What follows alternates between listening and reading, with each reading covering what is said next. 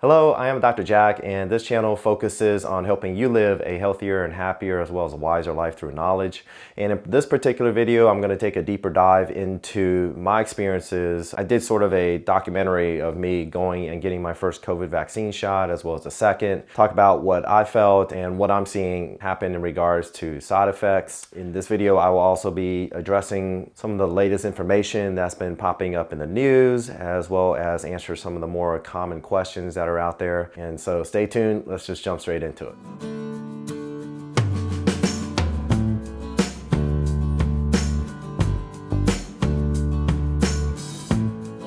Welcome. If you're new here, if you're not, welcome back. And I want to open up this video by essentially talking about what's been sort of in the news. One thing that some patients have brought up to me is the doctor in Florida who ended up developing a form of rare blood disorder where you get very low platelet counts. And he ended up actually, unfortunately, passing away from that. I was reading this article about how his wife was basically associating it with the vaccine that he got, I think it was like over 2 weeks ago. The medical issue that he died from in about 1 million people, chances are that 10 of those people will end up getting this rare blood disorder, and there's over 100 drugs on the market that actually can cause this in individuals, and that's the typical cause of it. And so what I'm seeing is that a lot of people out there are sort of associating everything with the vaccine. And at this point, millions of people around the world have been vaccinated against it. And first we heard about in the United Kingdom, there were 2 people who developed a anaphylactic or a bad allergic reaction to the vaccine. To this point, I think there's been 8 or 9 people that have reported this. Each one of these situations, these individuals knew that they had reactions in the past to just kind of vaccines in general. And so they were watched closely, and they all ended up being fine after taking the appropriate precautions. And this extends as far as, I don't even know why this is news, but Hillary Duff made the news, and she basically blamed her pink eye on COVID testing. And that association is really, really loose, and I think it's just our human nature to make these associations inside our head when the reality is that it's most likely not the case. And there was a guy who ended up getting 4 doses accidentally of the vaccine, and he ended up being fine. As with everything else, when you're vaccinating the world, there will be human error and things like that occur. So now I'm gonna run a piece of video that I took when I went and got my shot, and this is the first vaccine that I ended up getting. All right, here I am, about to go get my COVID shot, so stay tuned. Okay, ready? 1, 2, 3. And that is it. And basically, you get the shot.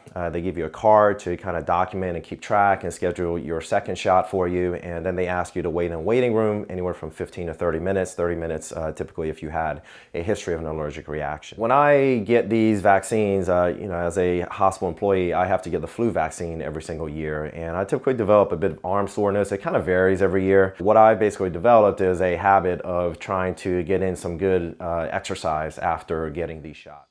So just got home, and I'm gonna get a quick workout in after getting the vaccine. This is something that I highly suggest for pretty much everybody after getting any type of vaccine. I do this because every year we're required to get a flu vaccine. And so I've noticed that anytime I get a workout in the same day or immediately afterward, the muscle soreness it helps tremendously if that were to occur. It also helps just to kind of get the heart pumping, get the blood flowing, and nothing negative you can say about working out, right? As well as essentially raising the body's temperature as well. And so that is something that I would suggest doing after you get the shot. And one of the things you don't want to do is go and take Tylenol or ibuprofen or any type of anti-inflammatory prior to go getting the shot in anticipation of any arm soreness or anything else. The CDC website actually says not to do that. And the reason is you kind of want your body to mount an immune response to this. And so, if afterward, you feel like your arm is too sore or you're having other symptoms, then take it if you need. So next is the video of me going and getting my second vaccine. Okay, so I'm about to go get my second shot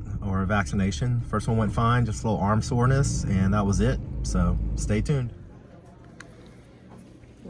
Just relax your arm for me. There you go. Perfect. That was it. All right. You didn't cry. All done. I know, I'll cry later. I cry in the car. I didn't have any side effects really that were something that I would really complain about after. They say you have an 80 to 90% chance of running some type of local symptoms. So that means, as I mentioned before, soreness at the site of injection or redness, as well as some swelling. And there is a 55 to 83% chance of developing some type of systemic symptom or complaint, such as fever, fatigue, headache, some nausea, chills, or body aches. And the majority of times this lasted about 1 to 3 days, and they were deemed anywhere from mild to moderate. And they also noted that the chances were higher if you were under the age of 55 or under the age of 65. Again, depending on which one of those studies that you followed. Also, it was more common after the second dose. And I would say that that's pretty much accurate. I don't have a huge sample population to tell you guys, but yeah, I talked to a lot of people and asked them that got the vaccination. With the first one, I don't really know of anyone that had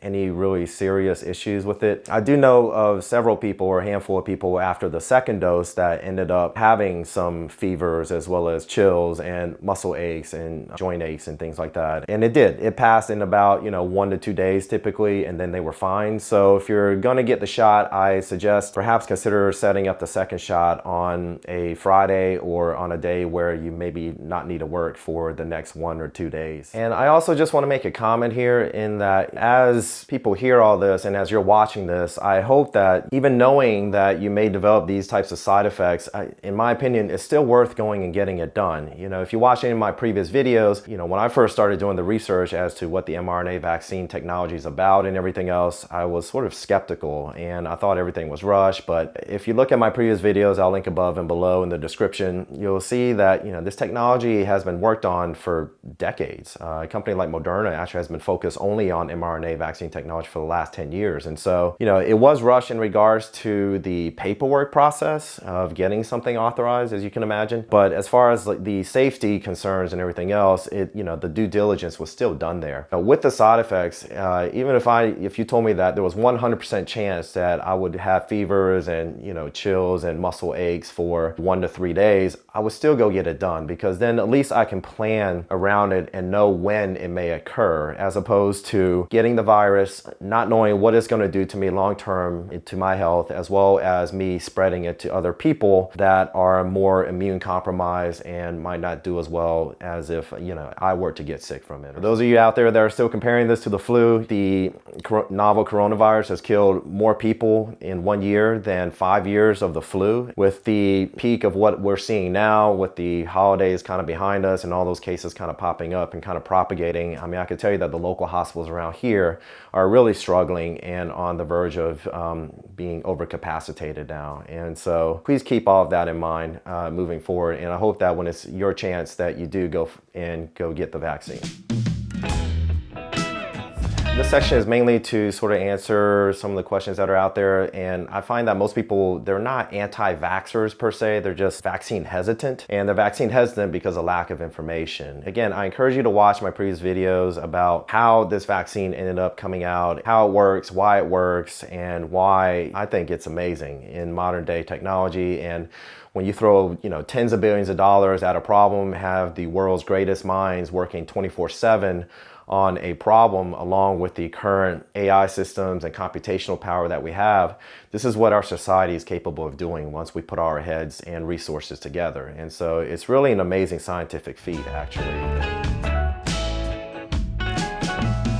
As of right now, children are not involved in this. The Pfizer and the Moderna vaccine, they did not look at people younger than the age of 16. The Pfizer, it was greater than or equal to the age of 16. The Moderna was greater than or equal to the age of 18. I know that Moderna is currently undergoing a clinical trial and enrolling people for the ages between 12 to 17. And please know that they cannot suggest it. It's not because they feel that it's dangerous, but only because they don't have the data. And so what if you are immune compromised, say you have HIV or you're on immune suppressants or have some type of autoimmune disorder and things like that? People like that were included inside of these studies, study populations. The CDC guidelines do suggest that you talk to your doctor about it. And as far as kind of long term, how long you may have this immunity because your immune system isn't what it is sort of a question mark, and we'll need more time to determine. Individuals that are immune compromised in some way, shape, or fashion, you're at high risk of getting pretty ill if you were to get the actual virus itself. And so I think it is important for those individuals to have that conversation with their doctor and determine whether or not to move forward with the vaccination. From everything that I've researched and everything that I know, I would encourage my patients to go and get it done. But again, realizing that there are some risk involved. Know that there is no data on this. This is typically the case with people that are pregnant and breastfeeding because it's very hard to convince those individuals, as you can imagine, to enroll in clinical trials. In that situation, again, talk to your doctor, but know that right now there is no data on this. Individuals that did get sick or get the virus initially and tested positive, you have at least 90 days of immune coverage. But beyond that, it's really unknown as to how long you have the antibodies to basically fight the virus. And so that is the reason why it's still suggested that you go through the entire course of vaccination, from the first to the second.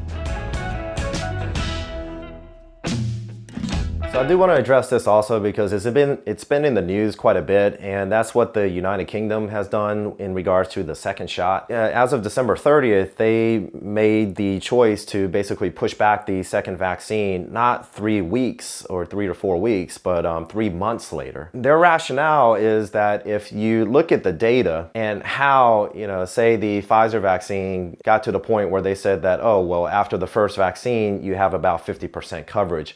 They got that information because they were doing point testing and testing the individuals all the way up to the 3rd week to see who developed an immunity and who did not. What the United Kingdom has done has basically, they took days 15 to 21. And so the way they looked at the data was that, okay, so it seems like it takes a little while to basically rev up your immune system to have the antibodies and the ability to fight this virus. And so if you look at the data from days 15 to 21 and see who developed immunity after just the first shot, the number ends up being quite a bit higher. It actually ends up being 89%, which is pretty good. And keep in mind again that for a vaccine typically to be authorized and approved by the FDA, it just needs to meet a 50% effectiveness. And actually that's about the effectiveness of the flu vaccine. Now, what we do know is that immunologically that there is a much stronger reaction from your body in fighting the virus, obviously, if you were to get that second booster shot, as opposed to just getting the one shot. In regards to my opinion about whether or not you should just get 1 shot or 2 shot, I think definitely at this time we need to follow through with how they conducted the studies because that's good, reliable data that we got.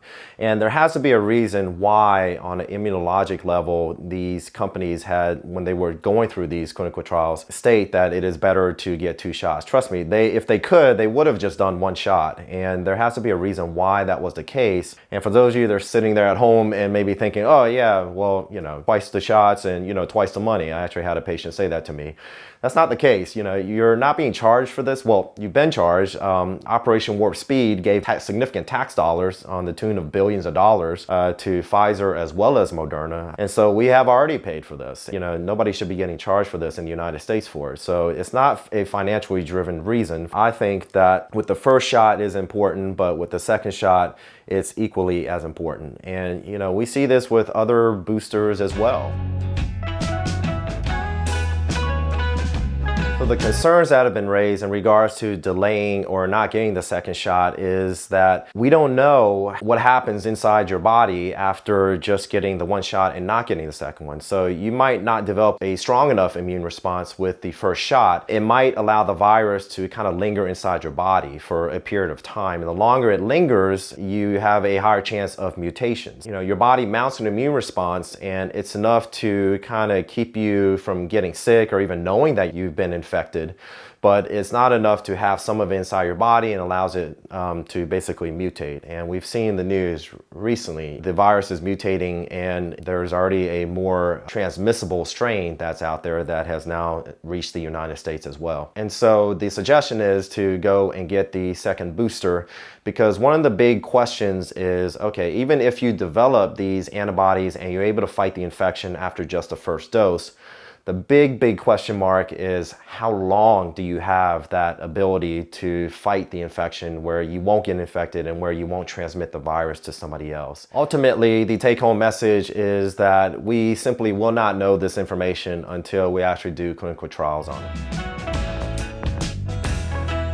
So wrapping this up, if you really found this valuable, please feel free to share this video. And as always, like, comment, and subscribe, as well as the notification bell so you know when my new videos will pop up. They typically come out on a Sunday. Just as sort of closing remarks, I hope you have watched my previous videos and realized that this vaccine is actually very safe and it works by a new way, the mRNA technology, which is fantastic in my opinion, from everything that I know about it, as well as how your body responds and how your immune system attacks it. And we have to do our part. And we currently, as I said before, we need 70 to 75% of the population to be vaccinated to have this herd immunity moving forward. And so I think it's really important, and that's why I'm doing these videos, is basically to dispel a lot of the misinformation that's out there. I've had people come up to me with all sorts of questions that they found on Facebook or on the internet or something like that. And I do want to show this, this is the list of basically all the ingredients that are inside the vaccine. I've had people come up to me and ask if there are fetal cells inside of it, or how I feel about the thalidomide or the aluminum that's inside it. And I just don't know where this information is being dispersed, but it's just simply not true. If you see something on the internet or a friend tells you something, then I hope you go and do your own homework and research and find out the actual truth, because in this information age, it's very easy to dispel misinformation,